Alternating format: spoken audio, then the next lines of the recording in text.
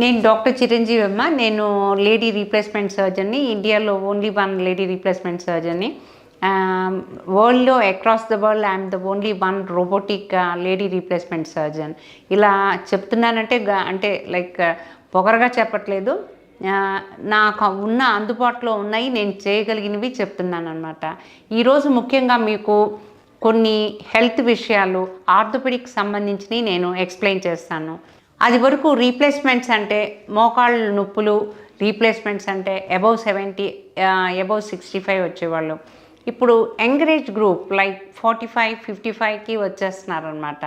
ఎందుకు? What is the reason? ఒకటి, అది వరకు మజిల్ పవర్ ఎక్కువగా ఉండేది. పేషెంట్స్కి కాళ్ళ నొప్పులు లేటుగా స్టార్ట్ అయ్యాయి. వాళ్ళ మజిల్ బలహీనత వచ్చిన తర్వాత వాళ్ళకి ఆ మోకాళ్ళ నొప్పులు, అరుగుదల అనేది స్టార్ట్ అయ్యేది. ఇప్పుడు ఆ మజిల్ పవర్ లేకపోవటం, ఎందుకంటే యాక్టివిటీ లెవెల్ తగ్గిపోవటం. ఇప్పుడు ప్రతి ఒక్కళ్ళకి కార్లు అన్నీ మెకనైజ్డ్ అయిపోయారు కాబట్టి ఆడవాళ్ళకి ఎక్కువగా ఈ మోకాళ్ళ పవర్ తగ్గిపోయి వాళ్ళకి అన్హెల్దీ ఫుడ్, డైట్ కూడా బ్యాలెన్స్డ్ డైట్ తినక కొంచెం వెయిట్ గెయిన్ అయ్యి ఇలాగా యాక్టివిటీ లెవెల్స్లో కూడా తేడా ఉంటుంది అన్నమాట.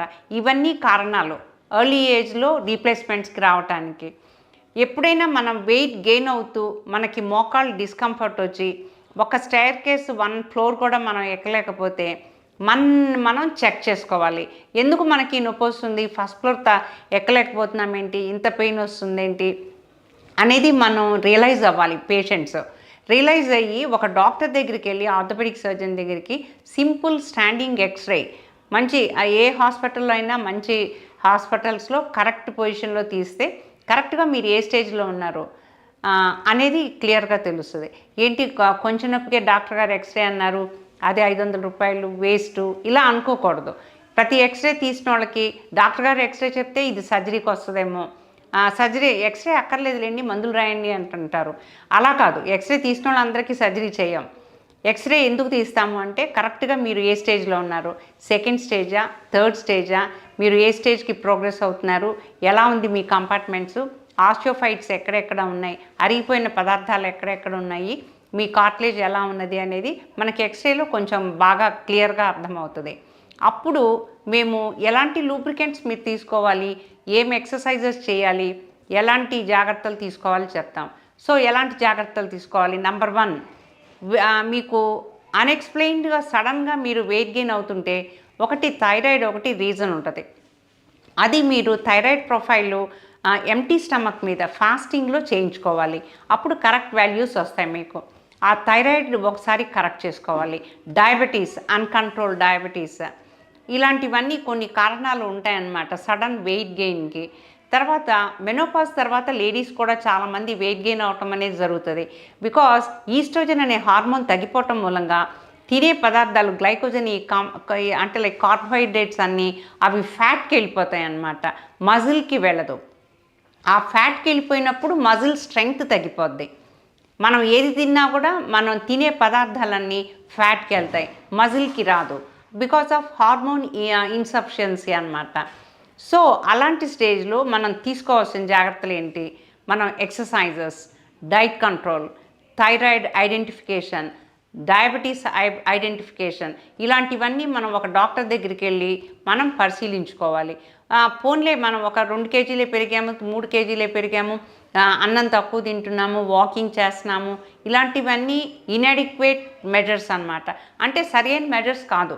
అలా ఏం తినండి కానీ వెయిట్ గెయిన్ అయిపోతున్నాను, నేను పెద్దగా ఏం తిన్ను, మనం తినేది మనం క్యాలరీస్ అంటే లోపల తీసుకునేది పనిచేసేదానికి బ్యాలెన్స్ లేకపోతే కూడా వెయిట్ గెయిన్ అవుతాం అన్నమాట. అది లేడీస్ ఎస్పెషల్లీ ఆఫ్టర్ మెనోపాజ్ ఈ వెయిట్ గెయిన్ అవటం అనేది జరుగుతుంది. సో బ్యాలెన్స్డ్ డైట్, కార్బోహైడ్రేట్స్ తగ్గించాలి, మెనోపాజ్ తర్వాత ప్రోటీన్స్ పెంచుకోవాలి, ఫ్యాట్ తగ్గించాలి, వాటర్ కంటెంట్ ఉండాలి. సో ఇలాంటివన్నీ చేస్తే న్యాచురల్గా మీరు వెయిట్ లాస్ అవుతారు. ఏ సెంటర్స్కిను, ఏ స్పెషల్ సెంటర్స్కి, స్పెషల్ డైట్కి వెళ్ళక్కర్లేదు. సపోజ్ ఇలా చేసినా కూడా వెయిట్ గెయిన్ అవుతున్నారంటే మిలెట్స్కి, ఓట్స్కి ట్రాన్స్ఫర్ అయిపోవటమే. ఇలాంటి జాగ్రత్తలు మనం తీసుకోవాలి.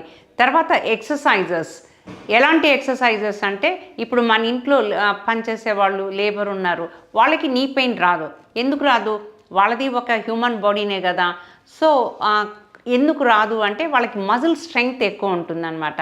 వాళ్ళు చేసే activity repeated sitting on the floor level, mopping అవన్నీ చేస్తుంటారు, కానీ వాళ్ళకి బ్యాక్ పెయిన్ రాదు, నీ పెయిన్ రాదు, because of their muscle strength. అంటే స్పైనల్ మజిల్స్లో స్ట్రెంగ్త్, నీ చుట్టూ ఉండే మజిల్స్లో స్ట్రెంగ్త్, ఆ కార్టిలేజ్ మీద బరువు పడనివ్వన్నమాట. సో మనకి ఈ ఎరాలో ఎందుకు యంగర్ ఏజ్ గ్రూప్లో వచ్చేస్తున్నారు రీప్లేస్మెంట్స్ కంటే, ఒకటి నెగ్లిజెన్స్, తర్వాత చూసుకుందాంలే, వెయిట్ మనం డైట్ కంట్రోల్ చేస్తున్నాంలే అని వాళ్ళ సొంతగా ట్రీట్మెంట్ తీసుకోవటము, వాళ్ళు సరైన మెజర్స్ తీసుకోకపోవటము ఒక కారణం అన్నమాట. తర్వాత రుమటాయిడ్ అనేది ఒక డిసీజు, ఆ డిసీజు తొందరగా డ్యామేజ్ చేస్తానమాట జాయింట్స్ని. అది కూడా ఒక రీజన్. యంగ్స్టర్స్ అంటే లైక్ 45 ఇయర్స్కి 40 ఇయర్స్కి రీప్లేస్మెంట్స్కి వచ్చే దానిలో ఒక రీజన్ ఏంటంటే రుమటాయిడ్. ఈ రుమటాయిడ్ అనేది కీళ్ళవాతం. ఈ పొద్దున్నే బిగుసుకుపోవటము, చేతులు బిగుసుకుపోవటము, పొద్దున్న లేచి వర్క్ చేసుకోలేకపోవటము, ఇలాంటివన్నీ రుమటాయిడ్ ఆర్థరైటిస్ లక్షణాలు. మోకాళ్ళ నొప్పులతో పాటు మీకు ఎప్పుడైనా ఏళ్ళు బిగుసుకుపోయినట్లుగా, చేతులు బిగుసుకుపోయినట్లుగా, పొద్దున్నే వర్క్ చేసుకోవటం కష్టంగా, ఇలాంటివన్నీ ఉంటే ఏంటంటే అవన్నీ రుమటాయిడ్ లక్షణాలు అన్నమాట. దానిలో sero positive arthropathy, sero negative arthropathy అని 2 కారణాలు ఉంటాయి. రుమటాయిడ్ ఫ్యాక్టర్ నెగిటివ్ ఉన్నా కూడా వాళ్ళకి ఇన్ఫ్లమేటరీ ఆర్థ్రోపతీస్ అని కొన్ని కండిషన్స్ ఉంటాయి. అది కూడా లేడీస్లోనే కామన్, చాలా కామన్. దానికి కూడా ట్రీట్మెంట్ ఉంది. డాక్టర్ గారి దగ్గరికి వెళ్ళి నాకు బాగా అంటే మంటలుగా ఉన్నాయి, వాళ్ళకి ఎక్స్రే తీస్తే నార్మల్ ఉంటుంది, పెద్దగా అంటే కార్టిలేజ్ డ్యామేజ్ అనేది ఎక్స్రేలో కనిపించదు, కానీ వాళ్ళకి వాపు రావటము, కాళ్ళు స్వెల్లింగ్ రావటము, రెడ్నెస్ ఉండటము, అంటే ఏంటంటే ఇన్ఫ్లమేటరీ సైన్స్ అన్నమాట ఇవన్నీ. ఈ ఇన్ఫ్లమేటరీ ఆర్థ్రోపతి కూడా ఉన్నప్పుడు ఒక డాక్టర్ దగ్గరికి వెళ్ళి, ఆర్థోపెడిక్ సర్జన్ దగ్గరికి వెళ్ళి సరైన ట్రీట్మెంట్ తీసుకోవాలి. అన్నిటికీ మెడికేషన్స్ ఇప్పుడు ఎన్నో విధాలుగా ఉన్నాయి. మంచి ప్రోడక్ట్స్, కొల్లాజెన్ ప్రోడక్ట్స్ ఉన్నాయి, ఎంఎస్ఎం కాంపోనెంట్స్ ఉన్నాయి, రోజ్ హిప్ ఎక్స్ట్రాక్ట్స్ ఉన్నాయి, బోస్విలియా ప్రోడక్ట్స్ ఉన్నాయి. గ్లూకోసమిన్, కాండ్రైటిన్ అనేది ఓల్డ్ ప్రోడక్ట్స్. ఇప్పుడు ఈ టైప్ 1 కొల్లాజెన్, టైప్ 2 కొల్లాజెన్ ఇవన్నీ ఉన్నాయి కాబట్టి ఇవన్నీ మీకు ఎర్లీ స్టేజెస్లో చాలా బాగా హెల్ప్ చేస్తాయన్నమాట.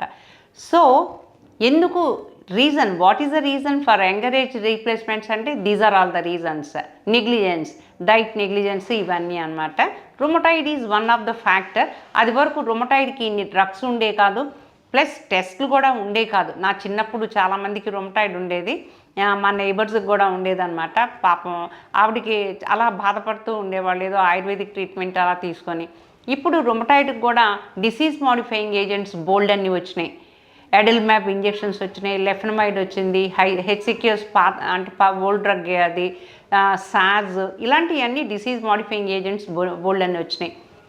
సో ఏ డిసీజ్ తోటి, ఏ జబ్బుతోటి బాధపడాల్సిన అవసరం లేదు.